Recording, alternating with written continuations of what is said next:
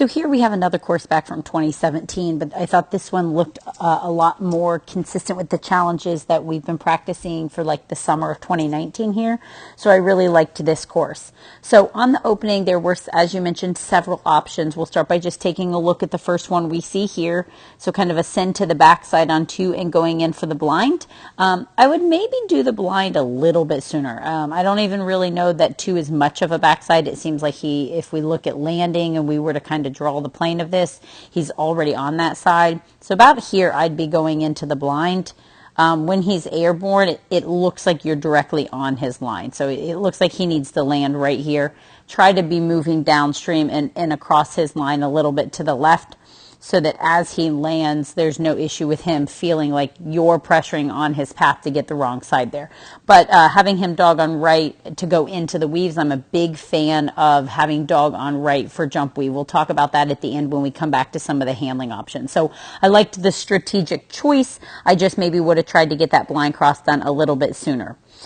Jump tunnel, no issues here. All of this stuff, I think Andy has really good tunnel skills. Rarely do I ever see any issues with anything involving the tunnel. Now, I 100% agree with your comment. Look how far ahead you are here. Okay, so you got a good head start on him. Lots of distance between you and him. You put him in the tunnel, and then you kind of just wait on him. Wait to come down doggone right, and then look how much time he waits on you to do the push. So right there, and actually let's take a look, not just at when he hits the 2 on 12, let's say when he hits into yellow. Say you're going to a big event, you're going to a national event, you're going to a specialty, you're going to a regional, you're going to AWCs, you're going to want to release the moment he's in the yellow. So right here, you're going to want to release. You're nowhere near where you need to be to make it to that next jump. So now we have this kind of 1, 2, probably 2 seconds. Maybe it's hard because we're watching in slow-mo time while you're crossing down to the other end of the dog walk when you absolutely could have made that blind cross after the red tunnel. I've seen you make much harder blind crosses than that one would have been. Good on the backside there with a nice curl.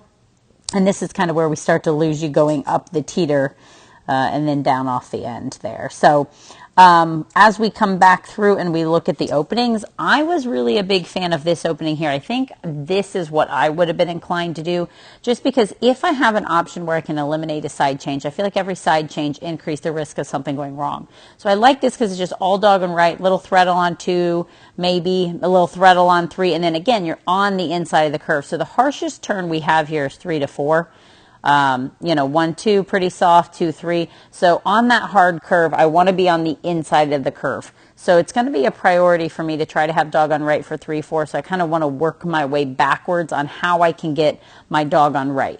What I don't love about this option here is then the rear cross. So you can see you're nowhere near far enough ahead to do it as like a serpentine push. Like if you could do it as a serpentine push, where you come around and you're ahead and then you actually just rear the poles, that might not be too bad. But coming over here, he lands, kind of going, where are we going? And then you're very limited because you're almost running into that wing on jump number 3. So I wasn't a really huge fan of that plan. And then here we go back to what you did the first time. Again, I think you can trust number 2 and try to get that blind cross done a little bit earlier. And then again, we're back to the rear. Just don't love this option. I think at this point, part of why it seems to be going maybe a little smooth there is the patterning and him knowing the sequence.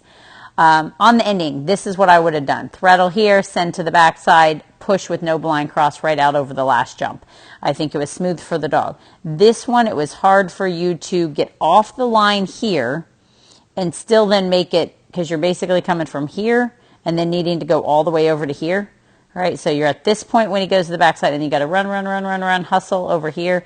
I just liked it when you were already on this side coming off the teeter. You didn't have nearly as much distance to travel to make it to that last jump. So good to have options, but I did like that first option of basically just doing all dog on left, threadle, backside, push to that last jump. So really good work on this one.